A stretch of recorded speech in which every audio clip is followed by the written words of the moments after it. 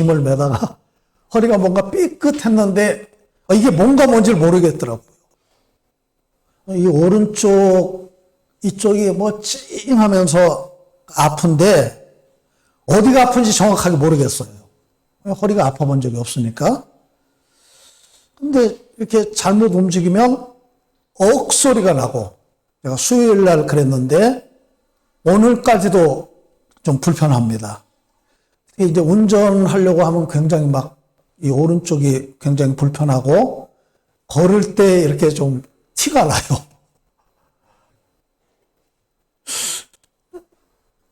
참 이럴 때 그 미련한 사람이 이렇게 드러납니다.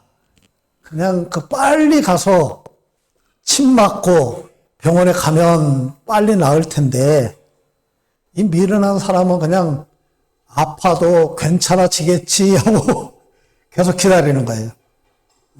참을 때까지 참다가 이제 아프고 나서 이제 월요일 날 병원에 한번 가볼까?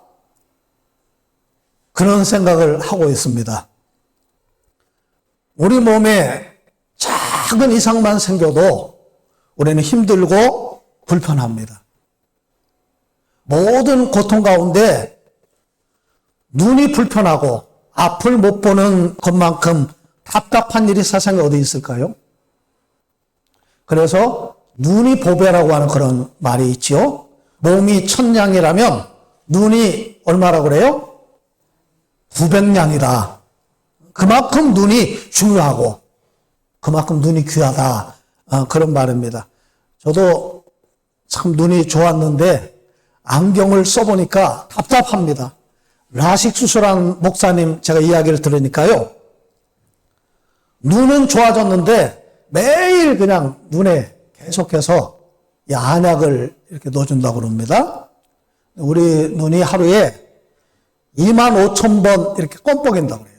근데 그냥 껌뻑이는 게 아니라 껌뻑이면서 안에서 눈물 샘을 적당하게 분비를 해서 우리 눈을 깨끗하게 만들어주는 그런 작용을 한다고 합니다.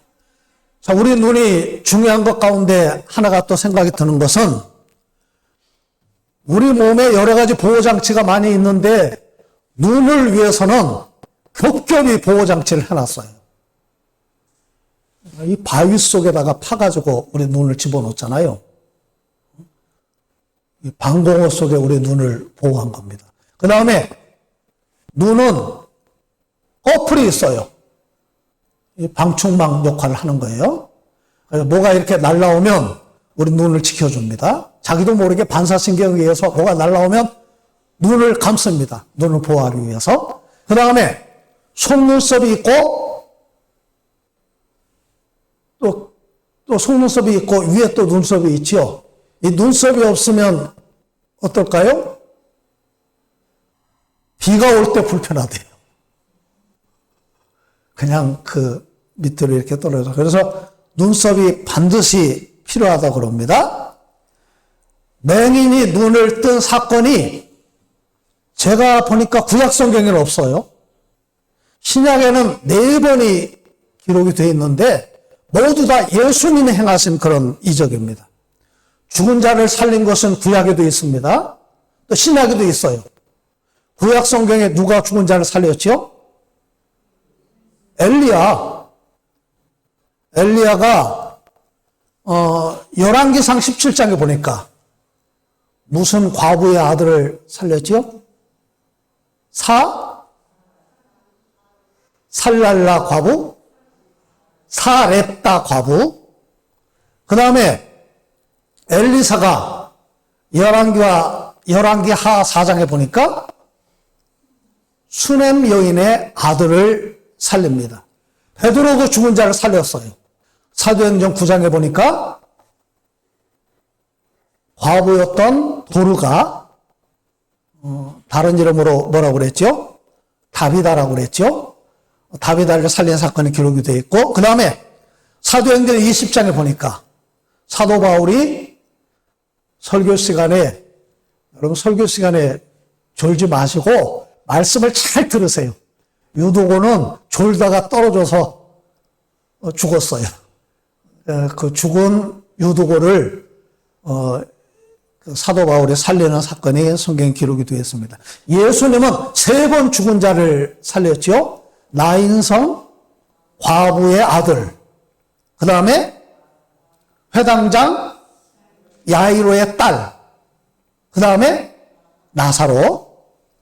자, 귀신을 쫓아내고 죽은 자를 살리고 안진병을 일으키고 여러 가지 이적들은 베드로도 바울도 행했지만 오직 예수님만 행하신 그런 이적이 성경에 있습니다. 대표적으로 제가 볼 때는 풍랑을 잔잔케 한 사건이에요. 그것은 이 자연 세계를 예수님이 지배하셨다 그 말입니다. 바울은 풍랑을 잔잔케 하지 못했지요. 그래서 로마로 가는 배를 타고 그 풍랑 속에서 얼마나 고생을 했습니까? 그 다음에 맹인의 눈을 뜨게 한 사건은 아무도 하지 못했어요.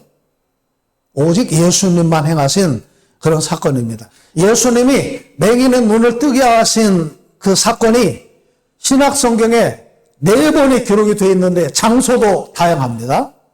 여리고, 가버나움, 그 다음에 벳세다, 예루살렘. 자, 여리고에서는 사람의 눈을 뜨게 했는데 그 사람의 이름이 기록이 되어 있어요. 오늘 우리가 읽었죠? 이름이 누구예요? 바디메오. 그 다음에 가버나움 이 여리고 맹인은 우리가 이제 오늘 설교 시간에 듣겠지만 기도해서 예수님의 이적을 체험했어요. 소리를 질렀습니다. 그 다음에 가버나움 맹인은 예수님이 그에게 묻습니다. 내가 이 일을 행할 줄 믿느냐? 그랬더니 내가 믿습니다. 너희 믿음대로 되라. 그러면서 그 믿음을 보시고 치유해 주셨어요. 네, 여러분 잘 들어보세요. 바디메오는 기도할 때 주님이 역사해 주셨고, 그 다음에 가버나움 맹인은 그의 믿음을 보고 주님이 역사해 주셨다는 거예요. 벳세다 맹인은 사람들이 맹인 한 사람을 예수님께 데리고 왔습니다. 그래서 주님이 눈에 침을 뱉고 안수해서 눈을 고쳐주셨어요. 저는 이것을 중보 기도의 역사라고 봅니다. 우리가 사람을 예수님께 데리고 오는 것, 이건 뭐 전도도 있지만 중보 기도의 역사예요. 내가 남편을 위해서 기도할 때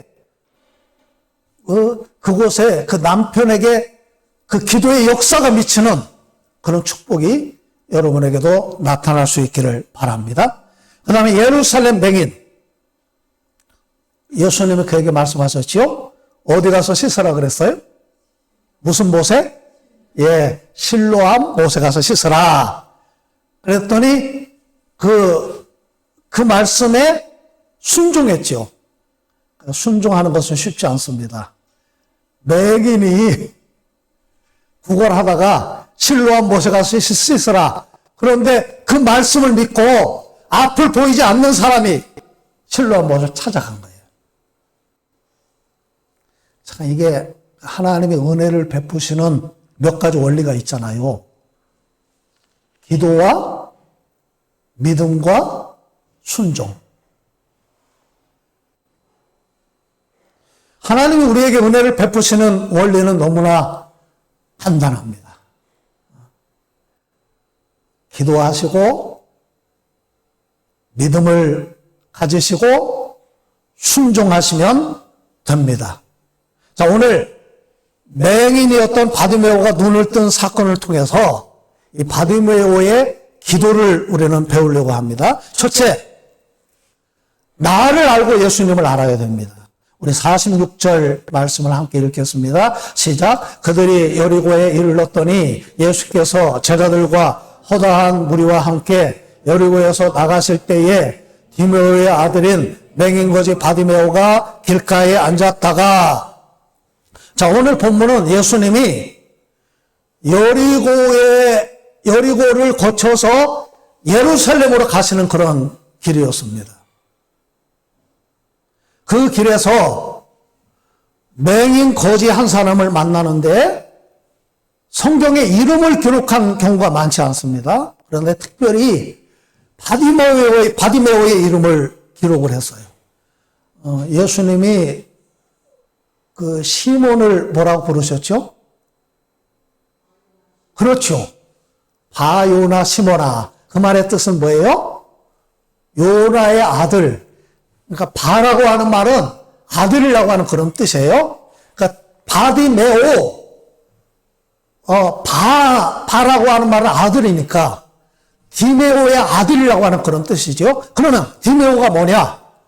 아람어로 디메오는 타메라고 하는 그런 말입니다. 이 타메는 더럽다, 불결하다 그런 뜻입니다. 보통 문둥병자들이 이 길을 지날 때 사람들이 저 앞에서 오면 반드시 문둥병자는 손으로 자기 얼굴을 가리고 입을 가리고 반드시 소리를 질러야 돼요. 타메, 나는 부정한 사람입니다. 나는 부정한 사람입니다. 그렇게 하지 않으면 돌에 맞아 죽을 수가 있어요. 그래서 반드시 문둥병자들은 자기 입을 가리고 타메, 어쩌면 이 디메오는 문둥병자였을 가능성이 많이 있습니다. 그리고 이 바디메오는 태어날 때부터 부정한 사람, 불결한 사람이었어요. 더군다나 오늘 46절 보니까 바디메오를 향해서 두 가지를 말씀하고 있죠. 디메오의 아들인 누구? 맹인이고 거지였다. 이게 이제 똑같은 말씀이 마태복음, 마가복음, 누가복음에 다 기록이 되어 있는데 마태복음에는 그냥 맹인 두 사람이라고 되어 있어요. 그리고 마가복음, 누가복음에는 한 사람의 이름을 기록하고 있는데 그 이름이 바로 바디메오입니다. 자, 그렇다면 이 두 맹인은 맹인이고 거지고 두 사람 중에 한 사람이 아마 바디메오였을 것이다 라고 우리는 추측하는 것도 가능합니다. 자, 과거에 농경시대에 맹인은 아무것도 할 수가 없습니다. 그래서 성경에 나오는 맹인들은 하나같이 구걸하는 그런 일을 했습니다. 맹인이라고 하는 것은 신체적인 특징을 말하는 거예요. 그 다음에 거지는 그 사람의 상황을 말하고 있어요. 그 사람의 삶이 비참했다. 자, 맹인거지 바디메오가 무엇을 하고 있었어요? 46절 뒤에 보니까. 예? 예, 길가에 앉아 있었습니다. 자, 이거는 이제 구걸하기 위해서 길가에 앉아 있었다. 그걸 우리가 알 수가 있습니다.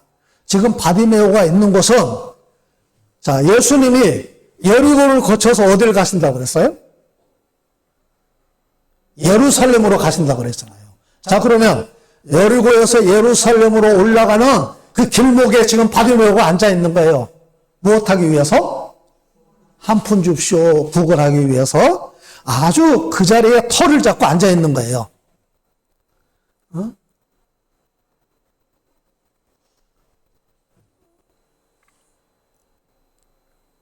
왜냐하면 그 길은 이제 많은 사람들이 오가는 그런 길이고, 그래서 그 길목에 몫이 좋은 자리를 바디메오가 차지하고 이렇게 그 자리에서 구걸하는 일을 하고 있었다 그 말입니다. 근데 중요한 것은 이 바디메오가 자기 자신을 너무나 잘 알았어요. 나는 디메오의 아들이고 맹인이고 거지다. 그래서 예수님께 나를 불쌍히 여겨주세요 라고 소리를 질렀습니다. 우리가 나 자신을 아는 것이 너무나 중요합니다. 내가 나를 잘 아는 것 같아도 나를 모를 때가 많습니다. 목사도 마찬가지예요. 누가복음 12장에 보니까 어리석은 부자 이야기가 나옵니다. 많은 것을 소유한 부자가 자기 재산을 주체 못해서 멋진 인생을 꿈꾸었습니다. 곡간을 더 크게 짓고 곡식과 물건을 쌓아두고 평안히 쉬고 먹고 즐기자 그랬는데 하나님이 그에게 말씀하십니다. 어리석은 자여, 오늘 밤에 내 영혼을 도로 찾으려니 그러면 내 준비한 것이 누구의 것이 되겠느냐 그러시면서 이렇게 말씀하십니다. 자기를 위하여 재물을 쌓아두고 하나님께 대하여 부여하지 못한 자가 이와 같으니라. 어리석은 부자는 감사가 없었어요. 그냥 먹고 마시고 즐기자. 그게 전부예요. 하나님도 없습니다. 자신을 아는 사람은 지혜로운 사람이에요. 이 어리석은 부자처럼 자신을 모르는 사람은 어리석은 사람입니다.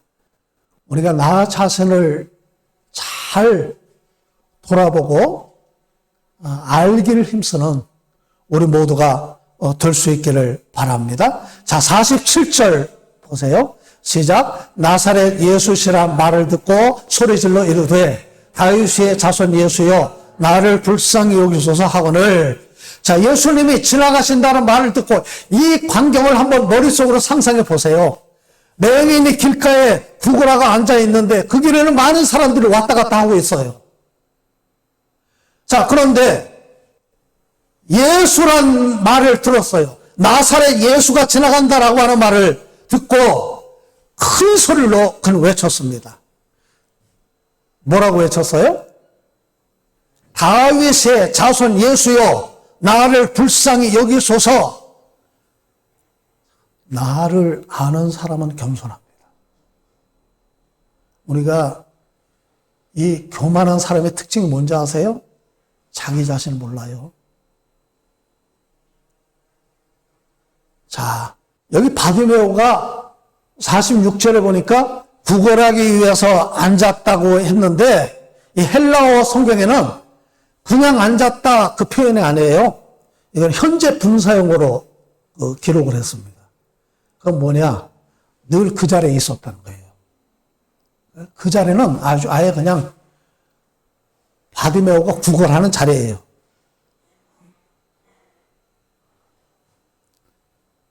자, 생각해 보세요. 보통 구걸하려면 어떻게 할까요? 불쌍한 척 해야 되지 않겠어요? 바디메오 옷은 분명히 거지 같은 옷을 입고 있었을 것이고 앞에 깡통이 있었는지 없었는지 모르겠지만 그런 말씀은 없어요. 어쨌든 불쌍한 척 하면서 또 다른 사람들에게 피해를 주면 또 안 되잖아요. 자, 그런 바디메오가 47절 보니까 큰 소리를 질렀습니다. 자, 여러분 보세요. 사람들은 누가 지나간다고 말을 했어요? 무슨 예수? 나사렛 예수. 그런데 바디메오는 뭐라고 예수님을 향해서 말을 합니까? 예, 다윗의 자손 예수여. 이 표현이 참 중요합니다. 무슨 말이냐면 바디메오가 예수님에 대한 말씀을 분명히 들었어요. 나사렛 예수가 죽은 자를 살리고 앉은 병을 일으키고 오병이어의 기적을 일으키고 맹인의 눈을 뜨게 하고 그런 이야기들을 바디메오가 들은 겁니다. 듣는 것이 중요해요. 믿음은 들음에서 나며 들음은 무엇으로? 그리스도의 말씀으로 말미암느니라. 로마서 10장 17절. 다시 말하면 들어야 되는데 뭘 들어야 돼요? 말씀을 들어야 돼요. 아멘.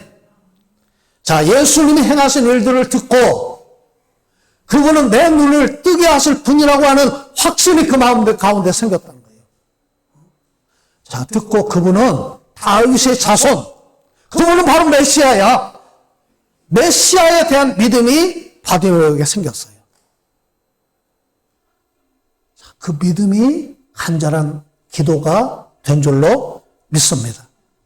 자, 요한복음 5장 24절을 보니까 내가 진실로 진실로 너에게 이르노니 내 말을 듣고 또 나 보내신 이를 믿는 자는 영생을 얻었고 심판에 이르지 아니하나니 사망에서 생명으로 옮겼느니라. 주님의 말씀을 들을 때에 믿음이 생기고 그 믿음을 고백하는 사람, 그 사람은 영생을 얻는다는 거예요. 자, 나를 알고 예수님이 어떤 분인가를 분명히 알았던 바디메오는 그 예수님께 기도할 수가 있었던 거예요.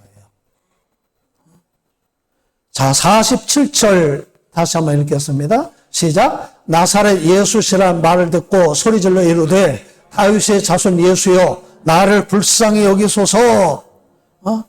자, 47절에도 소리질렀다 기도했다 그 말이죠. 48절. 예, 시작. 많은 사람이 꾸짖어 잠잠하라 하되 그가 더욱 크게 소리질러 이르되 다윗의 자손이여 나를 불쌍히 여기소서 하는지라. 얼마나 소리를 질렀는지 많은 사람이 바디메오에게 꾸짖었다는 거예요. 조용히 해. 시끄러워.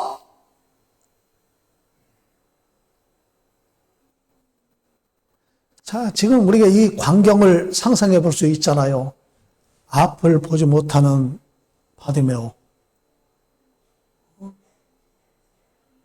많은 사람이 그 앞으로 수없이 지나다니는데 갑자기 예수님이 이 앞으로 지나간다는 말을 들었습니다. 다윗의 자손 예수여 나를 불쌍히 여기소서 내 눈을 고쳐주세요. 그를 향해서 바디메오가 소리를 질렀는데 얼마나 힘을 다해서 소리를 질렀는지 사람들이 시끄러워 조용히 해. 그런데 그럼에도 불구하고 더욱 힘써서 소리를 질렀다는 거예요. 우리가 주님께 나아가고 주님 앞에 기도할 때 이런 장애물들이 있을 수가 있어요. 그 장애물들을 잘 극복을 했다는 겁니다. 다윗의 자손이여 나를 불쌍히 여기소서. 바디메오는 예수님을 향한 확실한 기도의 제목이 있었습니다. 간절한 기도, 포기할 줄 모르는 그런 기도의 모습을 우리는 보게 됩니다. 누가복음 18장 7절에 보니까 이런 말씀이 있습니다. 하물며 하나님께서 그 밤낮 부르짖는 택하신 자들의 원한을 풀어주지 아니하시겠느냐? 그들에게 오래 참으시겠느냐?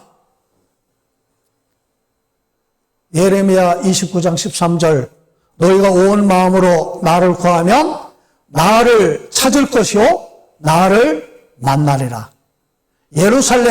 예레미야 33장 2절 이를 행하는 여호와 그것을 만들며 성취하시는 여호와 그의 이름을 여호와라 하는 이가 이같이 이르노라. 너는 내게 뭐하라? 부르짖으라. 내가 내게 응답하겠고 네가 알지 못하는 크고 비밀한 일을 내게 보이리라. 아멘. 우리 49절 50절 말씀을 같이 읽겠습니다. 시작. 예수께서 머물러 서서 그를 부르라 하시니 그들이 그 행인을 부르며 이르되 안심하고 일어나라. 그가 너를 부르신다 하매 맹인이 곁옷을 내버리고 뛰어 일어나 예수께 나아오거늘. 예수께서 어떻게 하셨어요? 49절에 보니까 바디메오가 간절히 부르짖는 그 기도의 소리를 들으시고 머물러 서셨습니다. 바디메오의 기도를 들으신 거예요. 그리고 바디메오를 부르셨어요. 바디메오는 어떻게 했습니까? 예수님 부르실 때 50절에 보니까 곁옷을 버리고 뛰어 일어나 예수께 나아갔어요. 이 곁옷은 지금은 옷이 흔하죠. 근데 과거에는 옷이 얼마나 귀하냐면 예수님이 십자가에 못 박혀 돌아가셨을 때 사형수들의 옷을 벗겨가지고 로마 군병들이 뭐 했어요? 제비를 뽑았어요. 뭐 하기 위해서? 그 옷을 팔기 위해서. 돈이 드니까 그만큼 이 옷이 귀하던 그런 시대입니다. 그러니까 곁옷 하나 있는 거예요. 유대인 남자는 보통 곁옷 하나 가지고 있어요. 그 곁옷을 가지고 밤에는 이불을 덮고 자기도 하고 그리고 낮에는 벗어서 이렇게 들고 다니다가 밤에는 뭐 덮고 자기도 하고 옷을 입기도 하고. 자, 그런데 그 겉옷을 벗었다. 이 겉옷은 보통 유대인 남자의 그 전 재산입니다. 이 바디메오의 겉옷은 구걸의 상징이에요. 그 사람의 돈벌이 수단입니다. 근데 그걸 버렸어요. 뛰어 일어나서 예수님께 달려갔습니다. 그 모습을 한번 상상해 보세요. 앞을 못 보는 사람, 겉옷도 버리고 뛰어서 얼마나 간절한지를 알 수가 있지요. 우리 51절 보겠습니다. 시작. 예수께서 말씀하여 이르시되 내가 무엇을 하여 주기를 원하느냐? 맹인이 이르되 선생님이여 보기를 원하나이다. 자, 52절. 예수께서 이르시되 가라 내 믿음이 너를 구원하였느니라 하시니 그가 곧 보게 되어 예수를 길에서 따르니라. 자, 중요한 것은 바디메오가 눈을 뜨고 예수님을 따랐다는 거예요.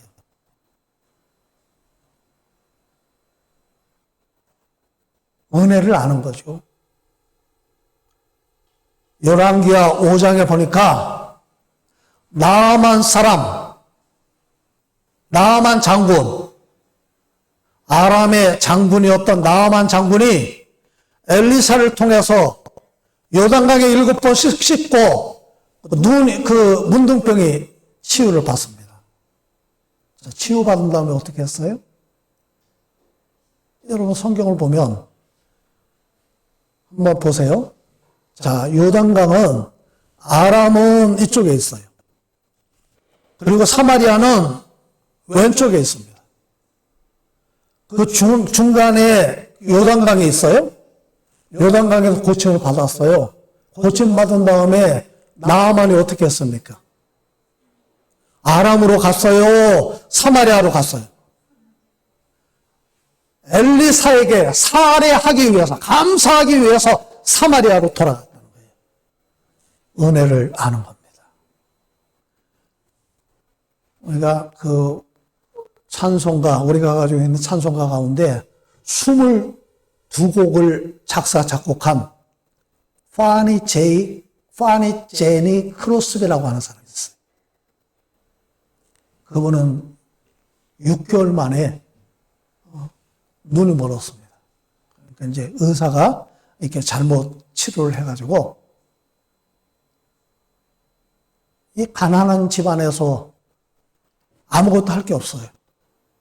근데 30살이 되었을 때 전도 집회에 우연히 참석을 했다가 거기서 예수님을 만났어요. 나 같은 죄인 살리신 주 은혜 놀라워. 그 찬양을 부르는데 눈물을 흐르면서 주님을 만나게 됐어요. 그 마지막 절에 뭐라고 되어 있어요? 이 몸을 바친다고 되어 있죠. 내가 주님을 위해서 어떻게 내 몸을 바칩니까? 그랬더니 주님이 하시는 말씀이 내가 너에게 찬양할 수 있는 능력을 주지 않았느냐? 예, 제가 앞으로 시를 써서 찬양으로 하나님 앞에 영광 돌리겠습니다. 그분이 98세 세상을 떠나는 동안에 8,000곡의 찬송가를 썼어요. 놀랍지 않습니까? 오늘 저와 여러분들이